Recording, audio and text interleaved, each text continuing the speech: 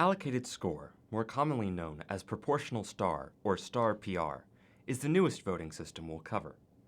In 2018, the Equal Vote Coalition formed a committee to begin work on designing a voting system that used score-style ballots and achieved proportional representation. While many systems were considered, in early 2021, the decision was ultimately reached to use allocated score. Despite also being called star PR, allocated score does not have a runoff round. The alternative names are for branding, nothing more.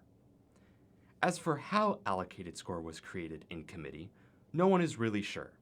There are some references to an allocated star by a Jameson, presumably Dr. Jameson Quinn, who was on the committee. This may or may not have been inspired by a 19th century method from Enestrom and Fragment.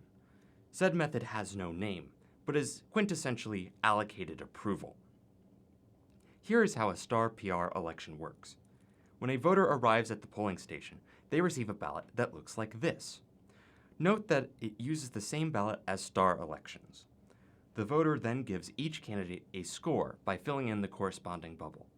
Only one bubble per candidate should be filled in. If no bubble is filled in, it is treated as a 0. After all ballots have been cast, it is time for tabulation. First, a magic number called the quota is calculated. The quota is the number of ballots a candidate must receive in order to be elected. For star PR, the quota is the total number of ballots divided by the number of seats to be filled. This differs from STV, where the quota had to be adjusted to prevent some kinds of strategic voting. No reason is given for the difference in quota, but my personal belief is the fact that star PR is a cardinal method makes it unneeded. The exact size of the quota only really impacts the last seat. For an election using ranked ballots, this means the last seat will go to the largest faction remaining, which may actually be a very small faction overall if the wrong quota is used.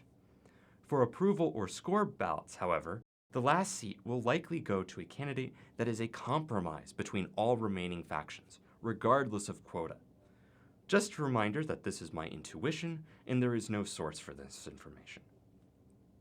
In short, if there are 3 seats available, a candidate needs 33% of the ballots. For 4 seats, they need 25%, and for 5 seats, they need 20%. Once the quota has been determined, the ballot counting commences. There are a number of rounds, equal to the number of seats being filled. If there are 4 seats, there will be 4 rounds. Each round consists of the following steps. Step 1. Calculate the score of each candidate from the remaining ballots. In the first round, this will be from all of the ballots, but later rounds will have some ballots removed. Step 2. Elect the candidate with the highest score. Step 3. Sort the ballots by the score they gave to the candidate just elected. That is, place all of the ballots that gave the candidate a score of 5 at the top, followed by ballots that gave that candidate a score of 4, and then 3, 2, 1, and 0. Step 4. Remove the top quota of ballots from further consideration.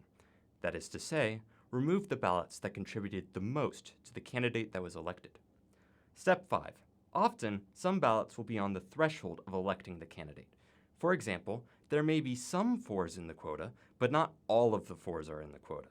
In that case, use fractional surplus handling to ensure everyone's ballot has the same power. Just like in STV, the exact details don't matter all that much. And that's it. Let's see an example. Suppose 100 people are voting for the 3 best shapes. The ballots come in and they look like this. As 100 ballots were submitted, the quota is 100 over 33 rounded down, so 33 votes. 3 people gave this ballot, 8 people gave this ballot, and so on. The Pentagon has the highest score of 218, and so is elected first. Then, the 33 votes that provided the most support to the Pentagon are removed. Then, among the remaining votes, the equilateral triangle has the highest score of 193.